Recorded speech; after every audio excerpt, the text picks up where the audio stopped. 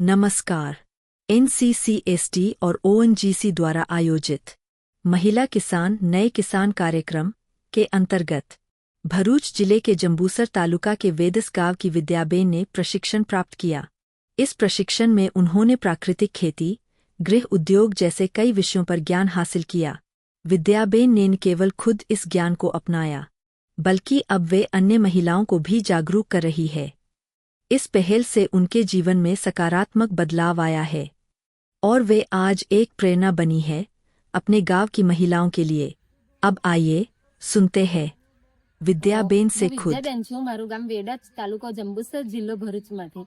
હું દિલથી આભાર માનું છું એનસીસી, એસડી અને ઓએનજીસી ના સહયોગ માટે, જેમને અમને 3 તબક્કામાં ખૂબ ઉપયોગી તાલીમ આપી છે।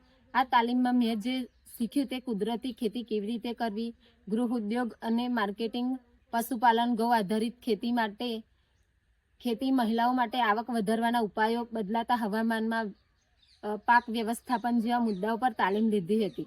આ તાલીમમાં મને ઘણું બધું નવું શીખવા મળ્યું છે। હવે હું મારી ખેતીમાં પ્રાકૃતિક પદ્ધતિ અજમાવું છું અને ઘરમાં પણ સુધારો થયો છે।